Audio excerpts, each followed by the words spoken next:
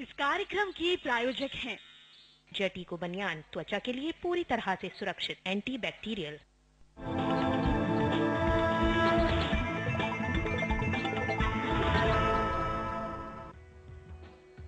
नमस्कार, स्वागत है आपका हमारे कार्यक्रम वास्तुवाणी में। मैं हूं ज्योति और हमारे साथ आज मौजूद हैं अंतर्राष्ट्रीय ख्याति प्राप्त वास्तुविद एवं ज्योतिषविद सर्वांग जी। सर्वांग जी, बहुत बहुत स्वागत है आपका हमारे कार्यक्रम में।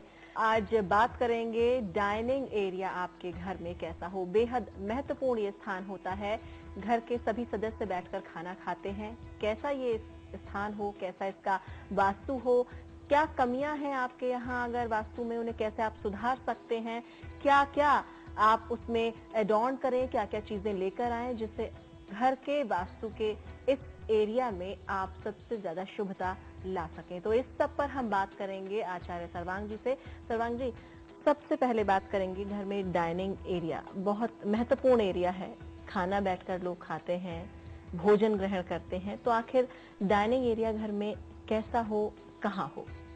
देखिए, बहुत अच्छा सवाल है और बहुत अच्छा डाइनिंग एरिया जहां हम भोजन करते हैं। अपने यहाँ कहा गया है, जैसा खाओ अन्न वैसा बने मन। बिल्कुल। तो पूरे घर के शरीर और मन दोनों तरह के स्वास्थ्य पे डाइनिंग एरिया का असर पड़ता है। इसमें ज्योतिष और वास्तु दोनों एस्पेक्ट्स मैं बताऊंगा कि जैसे किचन होता है आपका साउथ ईस्ट कोने में, किचन से जनरली लगा हुआ ही डाइनिंग एरिया होता है जो अप्रोच में होना चाहिए ताकि सर्विस प्रॉपर हो सके। तो डाइनिंग एरिया सबसे बढ़िया रहता है साउथ ईस्ट और ईस्ट के मध्य में। तो साउथ ईस्ट के ईस्ट में हो या साउथ ईस्ट और ईस्ट के मध्य में हो, ये सबसे उचित स्थान होता है। क्योंकि ईस्ट की तरफ होने से एक तो हमें सूर्य का प्रकाश मिलता है और दूसरा ये रहता है कि हमारे भोजन का संबंध सीधे सीधे इसी ग्रह से होता है, सूर्य से। हमारे पाचन का संबंध भी सूर्य से होता है। अग्नि प्रदीप्त होगी तो एक शब्द आता है, जब पाचन क्रिया प्रॉपर नहीं होती तो आयुर्वेद में कहते हैं मंदाग्नि है, यानी अग्नि मंद हो गई है। तो इसका संबंध सूर्य से होता है। तो सूर्याभिमुख और सूर्य की ही दिशा पूर्व में ये आपका भोजन का क्षेत्र होना सर्वाधिक उपयुक्त है। जी, सर्वाधिक उपयुक्त यानी सूर्य से संबंधित दिशा है, वहां होने सबसे ज्यादा उपयुक्त है, सबसे ज्यादा शुभता वहीं प्राप्त होती है। लेकिन आजकल जिस तरह से घर बन रहे हैं, एक डाइनिंग देखी जाती है जिस तरह से, एक तो मेन डाइनिंग हो गई, लेकिन अक्सर होता कोई मेहमान आया तो एक और डाइनिंग एरिया लोग रखते हैं सेकंड डाइनिंग के तौर पर। तो वो कहाँ होनी चाहिए? देखिए, पहली बात तो जो आजकल फ्लैट कल्चर है उसमें तो एक ही डाइनिंग होता है, चाहे वो 3 बेडरूम का फ्लैट हो या एक। लेकिन जो पुराने घर हैं और अभी भी जो बंगलो हैं, जो बड़े घर हैं, उनमें जो बड़े घर हैं, जो धनाढ्य वर्ग है, तो उनके यहाँ एक तो स्वयं परिवार के लिए एक डाइनिंग होता है और एक आगंतुकों और मेहमानों के लिए डाइनिंग अलग होता है। मतलब मेहमानों के लिए और डिनर के लिए ज्यादा यूज होता है। तो ऐसे में एक तो किचन से लगा हुआ होता है और उसका एरिया और क्षेत्र यही होना चाहिए जो ईस्ट और साउथ ईस्ट के बीच में, जो सब सर्वाधिक उपयुक्त मैंने बोला।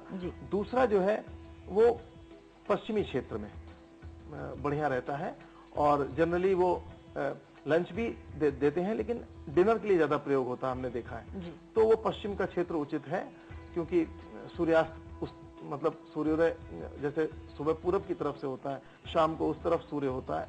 और जनरली रात में आगे हम लोग इस पे भी चर्चा करेंगे कि डिनर कितने बजे और कैसे खाना चाहिए और कितना उपयुक्त है आजकल का डिनर। क्योंकि लेकिन सूर्य उगते वक्त और जाते वक्त सूर्य की दोनों तरफ से ऊर्जा मिल जाती है, इसलिए पश्चिम दिशा सेकंड डाइनिंग के लिए अच्छी है। एक और चीज प्रश्न मेरे मन में आ रहा है सर्वांग जी की, अक्सर ब्रंच जो होता है वो, और शाम के वक्त एक चाय नाश्ता जो होता है, टी ब्रेक जिसे कहते हैं, शाम को 5-6 बजे आओ बैठकर चाय पी लें, तो वो भी अक्सर घरों में देखा जाता है। छोटा सा लिविंग एरिया या बालकनी पर बना रखा है लिविंग एरिया, वहां भी बैठकर चाय पकौड़ी हो गई, अगर बारिश हो रही है, ऐसा मौसम है या कोई आ गया और यहाँ बैठकर चाय पीते हैं, बिस्किट लेते हैं, तो क्या उसे भी डाइनिंग एरिया, या क्योंकि खाना हम वहां भी ग्रहण कर रहे हैं, उसके तौर पर कंसिडर किया जा सकता है? अगर किया जाता है तो वहां क्या ध्यान रखें? देखिए, एक हम इसमें 2-3 चीजें ऐड करना चाहेंगे। एक बात हमेशा ध्यान रखनी चाहिए, थोड़ा बहुत ऐसे जैसे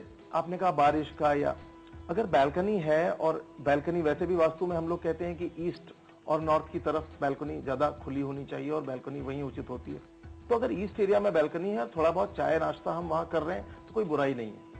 लेकिन विधिवत भोजन एक स्थान पे बैठ के प्रॉपर ढंग से करना चाहिए, वो अलग अलग स्थानों पे नहीं करना चाहिए। लेकिन किसी भी दृष्टि से साउथ वेस्ट और साउथ इन एरिया को तो बिल्कुल अवॉइड करना चाहिए। जी, तो साउथ वेस्ट और साउथ को बिल्कुल अवॉइड करना चाहिए। अगर चाय नाश्ते की बात है तो उसमें जो बातें ध्यान रखनी है वो भी सर्वांग जी ने बताई, लेकिन किस तरह का आपका डाइनिंग हो, दिशा कौन सी हो, और सेकंड डाइनिंग अगर आप रखते हैं, आपके घर में है, बड़े घर में अक्सर इस तरह की स्थिति देखी जाती है, तो वो कैसी हो, इस पर भी हमने बात की। रुकते हैं एक छोटे से ब्रेक के लिए, ब्रेक के बाद लौटेंगे तो डाइनिंग एरिया से संबंधित और बातों पर भी चर्चा करेंगे।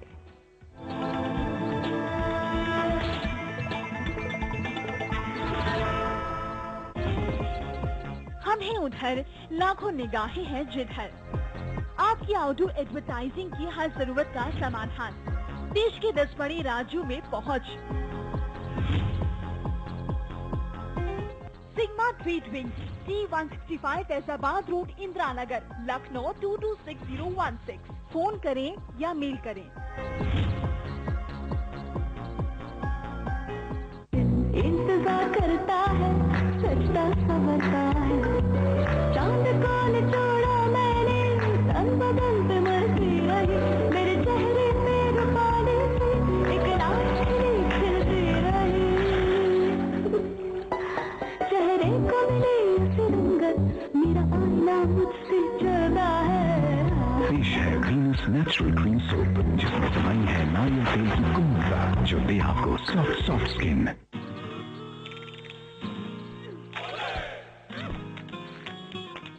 कपड़े की जान निकाल दी पर सफेदी फिर भी ना आई। अब और नहीं, अपनाइए घड़ी डिटर्जेंट केक।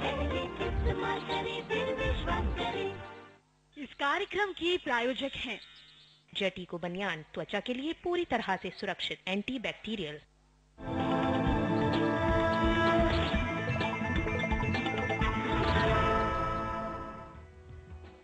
स्वागत है। ब्रेक के बाद आप देख रहे हैं वास्तुवाणी और हम बात कर रहे हैं आज की डाइनिंग एरिया आपके घर में कैसा हो। अगर आपके भी कोई प्रश्न है तो आप हमें मेल द्वारा अपने प्रश्न भेज सकते हैं। हमारा ईमेल आईडी है vastu@jansandesh.tv।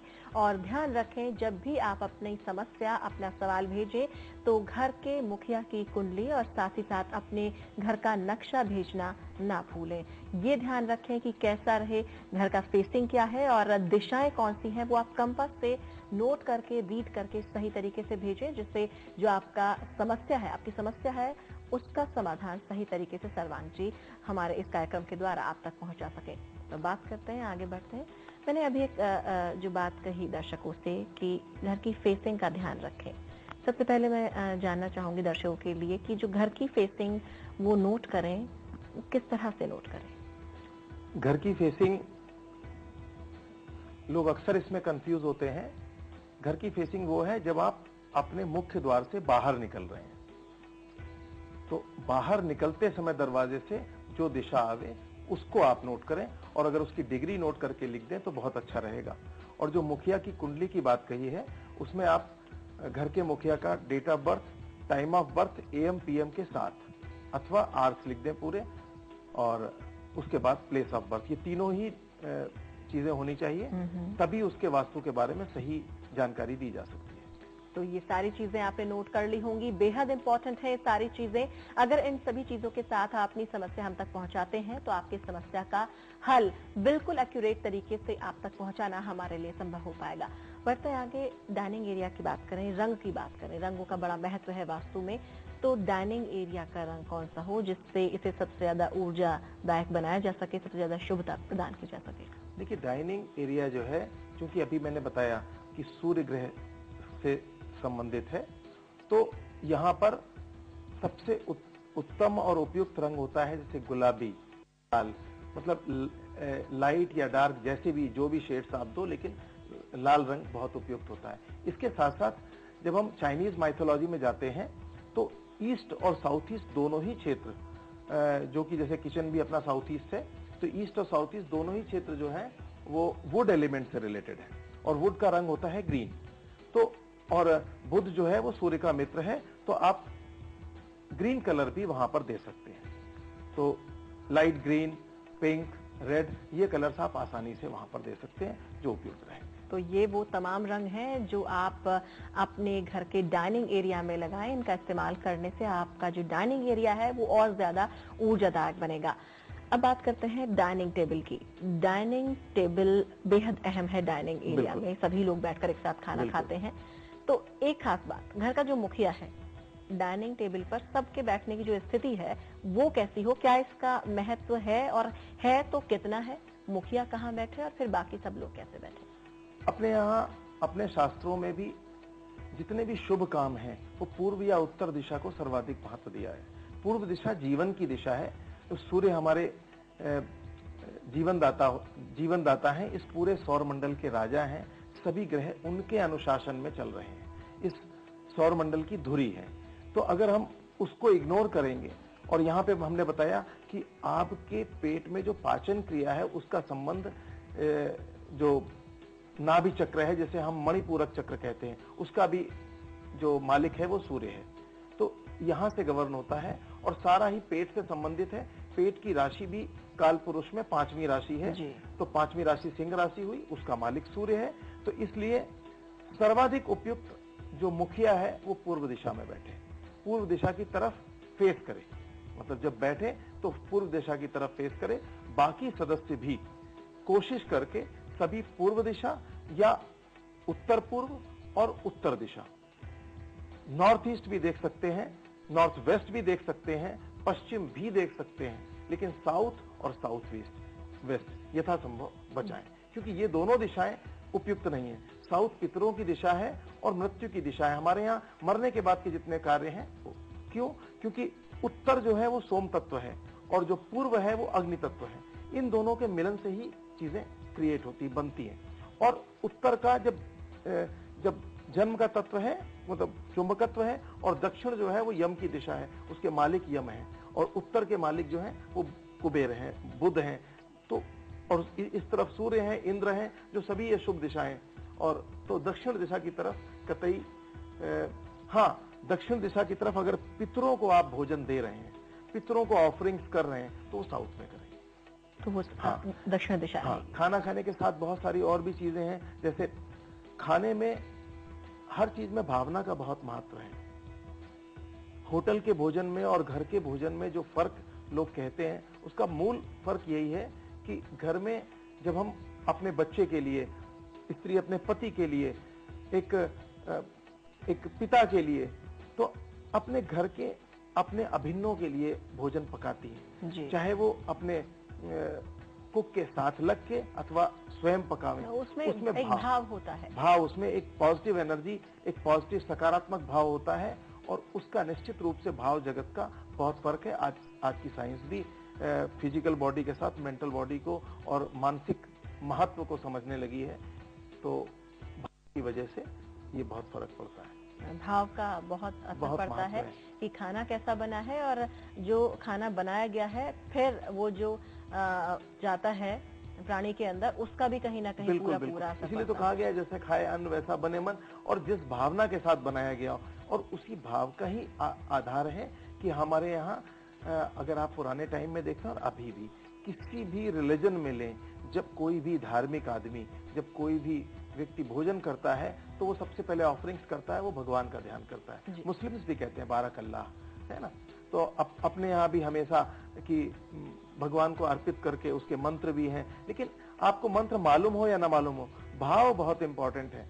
आप उस भोजन के लिए धन्यवाद करा अगर हमने, वो भी बहुत है। अगर मंत्र नहीं पता है तो सच्चे मन से भगवान को हाथ जोड़कर उनका धन्यवाद देकर अगर हमसे ग्रहण करें, इसको अगर विधान से करना चाहें तो मैं थोड़ा सा बताना चाहूंगा कि जिनके घरों में चल प्रतिष्ठित मूर्ति हैं, उनको निश्चित रूप से पकाया हुआ भोजन में तुलसी दल के साथ भगवान के मंदिर में उनका भोग लगाना चाहिए, और उसके बाद उस भोजन को शेष भोजन में मिला देना चाहिए, और फिर वो प्रसाद स्वरूप उनका जूठन, मतलब हम भगवान का ग्रहण किया हुआ प्रसाद पा रहे हैं, इस भाव के साथ उसमें अद्भुत औषधीय गुण आ जाएंगे और सकारात्मकता आ जाएगी। तो ये एक है। लेकिन अगर आप ऐसा नहीं कर रहे हैं, ऐसा नहीं कर सकते, अथवा आपके यहाँ इस तरह की व्यवस्था नहीं है, तो भी आप दुनिया में कहीं खा रहे हैं, घर में खा रहे हैं या किसी होटल में खा रहे हैं या कहीं टूरिंग जॉब कुछ भी करें, आप नॉर्थ ईस्ट की तरफ मुंह करके कम से कम उस दिशा में भगवान का ध्यान करके मन में अपना पूरा भोजन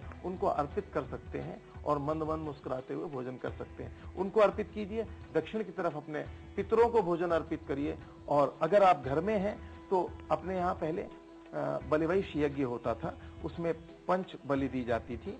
आज भी वो कार्य आप कर सकते हैं। घर की गृहिणी भोजन बनाने के बाद 5 अंश निकाल दे, जिसमें से पहला गाय का, दूसरा, और एक बात बता दें, इनका ग्रहों से सीधा संबंध है। गाय को भोजन का अंश निकालने से आपका शुक्र ग्रह मतलब एनहेंस होता है, उसकी पूर्ति होती है। और फिर कुत्ते का अंश निकालने से आपका केतु का शमन होता है, केतु ग्रह के दोष दूर होते हैं। और कौवे का अंश निकालने से शनि ग्रह की शांति होती है।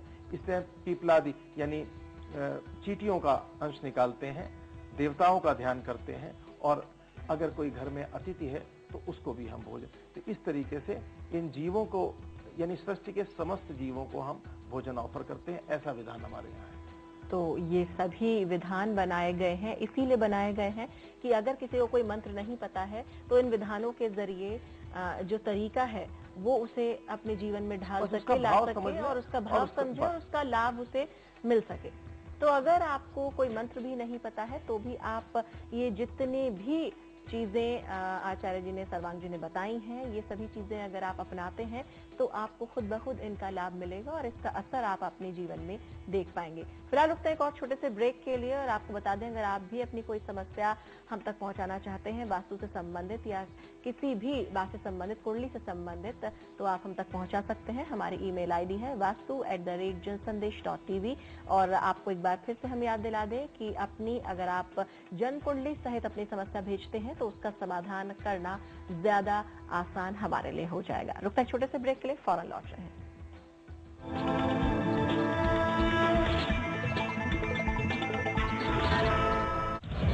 खबरों की रफ्तार में छूट जाता है कुछ, लेकिन हर वक्त कहीं बार तो कहीं बारूद, 7 समंदर पार या 7 आसमान ऊपर, घने जंगलों में या शहरों में, हर पल है विशेष।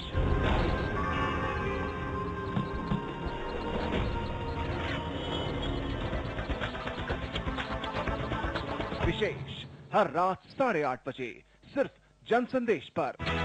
इस कार्यक्रम की प्रायोजक हैं बावर्ची खिलाइए, सबको रिझाइए। बावर्ची। एक बाम 3 काम, ठंडू बाम। अब हर कदम, अब हर पहल,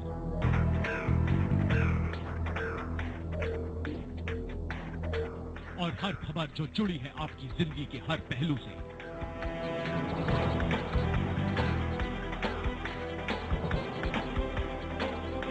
जनसंदेश पर। जनसंदेश, जो सच वही संदेश। इस कार्यक्रम की प्रायोजक हैं जटीको बनियान, त्वचा के लिए पूरी तरह से सुरक्षित, एंटी बैक्टीरियल।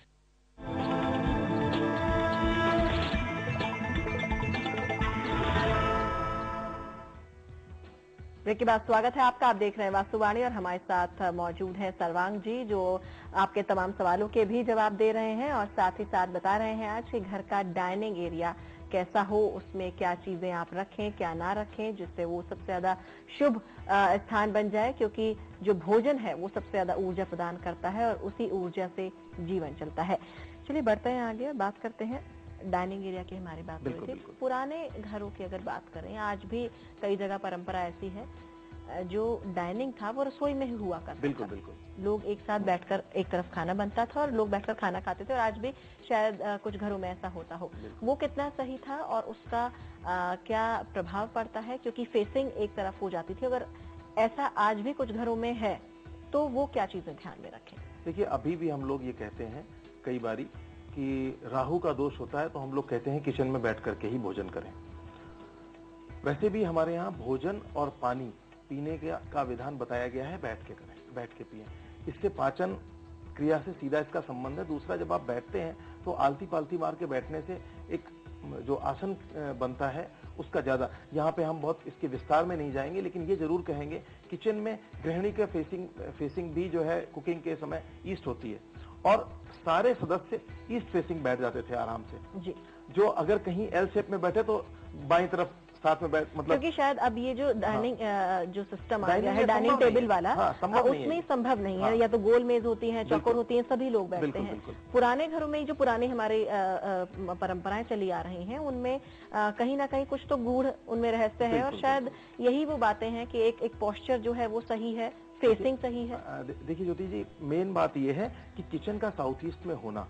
सूर्य जब सुबह उगता है ईस्ट में, तो उस समय अल्ट्रावायलेट रेजेस होती हैं, और जैसे ही वो साउथ ईस्ट आता है, सूर्य थोड़ा सा स्ट्रांग होता है, तो वो रेजेस ऐसी होती हैं सारे बैक्टीरिया किल कर देती हैं। एक तो उस स्थान पे किचन का होना और वहां बैठ के भोजन करना, तो भोजन की नेगेटिविटी नहीं रह सकती। और पहले ये भी था कि आप बाहर से जूते चप्पल पहन करके आए, अभी हम किचन में वैसे ही आजकल पकाने लगते हैं, वो करने, ये सब हाइजीनिक दृष्टि से, शुद्धता की दृष्टि से बहुत ज्यादा आप कीटाणु लेकर के कैरी करके आ रहे हो, और फिर वहां पर तो इसलिए हाथ पैर धो करके प्रॉपर तरीके से बैठ के भगवान का स्मरण करके, ये एक बहुत इंपॉर्टेंट बात है। और आप सब ईस्ट फेसिंग करते थे, वैकल्पिक दिशा में सब नॉर्थ का प्रयोग करते थे। ये बहुत ही उपयुक्त और सर्व, अभी भी अगर आप किचन के साथ अपनी डाइनिंग ऐसे बनावें तो वो आपके लिए और ग्रहों के लिहाज से भी बहुत अच्छा रहेगा। बहुत अच्छा रहेगा।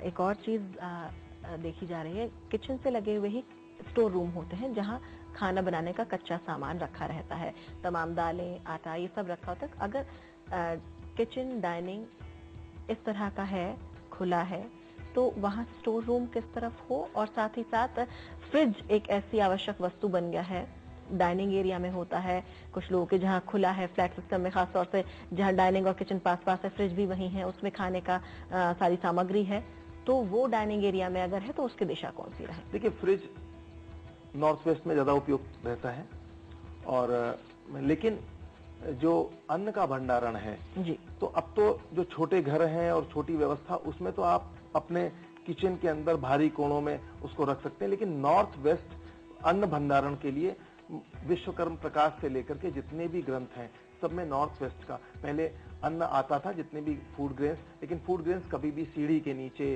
किसी टॉयलेट से लगे हुए कक्ष में नहीं रखना चाहिए, उससे नेगेटिविटी अन्न में आती है। तो अन्न हमेशा नॉर्थ वेस्ट एरिया में रखना चाहिए। अगर खाने योग्य अन्न अगर अपने किचन में भी रख रहे हैं तो ये था संभव नॉर्थ वेस्ट। टीवी बेडरूम में रखा होता है, खाना यहीं ले आओ, ये एक आम लोगों की हैबिट बनती जा रही है। तो अब डाइनिंग एरिया कितना यूज होता है ये हम सभी जानते हैं। ज्यादातर सभी कोशिश होती है या तो ड्राइंग रूम में बैठ जाएंगे सोफे पर, पैर होंगे टेबल पर और खाने की प्लेट होगी हाथ में, वहीं खा लिया, या फिर होंगे सब बेडरूम में यहीं ले आओ। तो डाइनिंग एरिया बनते जा रहे हैं बेडरूम या ड्राइंग रूम। ऐसे में ये कितने सही है, कितने गलत है, क्या इनके कुप्रभाव है और कैसे इनसे बचा जाए? पुराने बुजुर्ग कहते थे सुबह का नाश्ता अकेले करो जी, रात भर पेट पाचन क्रिया नहीं हुई, रात भर शांत है मशीन एकदम, तो वो बहुत ही ज्यादा एनर्जी आपको देती है। और इसके बाद कहते हैं लंच जो है परिवार के साथ करो। तो जो डाइनिंग एरिया होता है वो सिर्फ खाने का ही काम नहीं करता, वहां पे परिवार के सदस्य मिलजुल करके कई बारी जो आपसी बातचीत, कई बारी आजकल लोगों के आपस में बातचीत और विचार विनिमय नहीं हो पाते, उसके लिए एक डाइनिंग एरिया बहुत, परिवार की तमाम सारी समस्याओं पे चर्चा हो जाती है और वो सबके साथ एक मिलजुल करके, और ज्यादा आप खाना खाते हो लंच, दोपहर को सूर्य जो है वो दक्षिण में एकदम टॉप पे होता है 12 से 2 बजे के बीच में, उस समय सूर्य बहुत प्रबल होता है, अग्नि प्रदीप्त होती है प्रॉपरली, आप लक्कड़ पत्थर भी हजम कर सकते हो। तो और मिलजुल के खाने से आदमी तो इस, और कहते हैं कि रात को डिनर के लिए कहा है, आयुर्वेद में कहते हैं सत्र को कराओ, क्योंकि आजकल डिनर किया जाता है रात को 10 बजे के बाद, तो उस समय सूर्योदय के बाद अग्नि मंद हो जाती है और चंद्र तत्व बली होता है। तो ऐसे में सिर्फ कहते हैं शाम को सूर्यास्त के बाद कायदे से तो खाली लिक्विड लेना चाहिए, वो चंद्र तत्व को रिप्रेजेंट करता है। जो आप सॉलिड आहार लेते हो रात को, वो आपके लिए बहुत नुकसानदेह है। फिर भी अगर आप लेते हो तो आप कम से कम 1 घंटे तक सोए नहीं। दूसरी चीज जो आपने कहा कि कहीं पर भी बेडरूम में खाना खाना भी गलत है और बेडरूम में टेलीविजन रखना भी गलत है। बेडरूम की चर्चा के दौरान बताएंगे क्यों। तो ये बात आपने जानी कि बेडरूम में खाना खाने की ये जो हैबिट है, ये कहीं ना कहीं आपके ग्रहों को भी बिगाड़ रही है और इसका कुप्रभाव आपके जीवन में पड़ रहा होता है, लेकिन आप इससे अनजान होते हैं। ये कुछ ऐसी आदतें हैं जो शायद लिविंग हैबिट्स के चलते बदलती जा रही हैं, लेकिन इन पर जो आपको कंट्रोल करना है वो आप ही को करना है, क्योंकि इसी से आपके जीवन में जो आने वाली दिक्कतें हैं आप उन्हें खुद ब खुद कम कर देंगे। और वक्त अब हो चला है दर्शकों से विदा लेने का, लेकिन हम चाहेंगे सर्वांग जी आप जाते जाते टिप ऑफ द डे जो है हमारे दर्शकों को देते जाएं। तो क्या है आज का टिप ऑफ द डे? बहुत छोटी सी इसी भोजन से जुड़ी हुई बात बताना चाहेंगे कि जो लोग बीमार हैं किसी भी वजह से, तो उनको क्या खाना चाहिए क्या नहीं खाना चाहिए। उसके लिए सबसे पहले तो उनको यथासंभव नॉर्थ ईस्ट दिशा की तरफ अपना फेस करके जो भी उनको खाना है, जो भी डॉक्टर ने सजेस्ट किया है वो खाएं। और दूसरा, दवाई हमेशा नॉर्थ ईस्ट दिशा में ही रखें और नॉर्थ ईस्ट दिशा में फेस करके ही लें। इससे स्वास्थ्य में रिकवरी में आपको जल्दी रिकवरी होगी। तो जाना आपने, ये था आज का टिप ऑफ द डे। और अगर आप इन बातों को ध्यान में रखेंगे तो आप जल्द स्वास्थ्य लाभ भी कर पाएंगे और साथ ही साथ अपने जीवन को आगे के लिए भी स्वस्थ रख पाएंगे। इसी के साथ वास्तुवाणी में आज के लिए इतना ही। हमें दीजिए इजाजत। नमस्कार।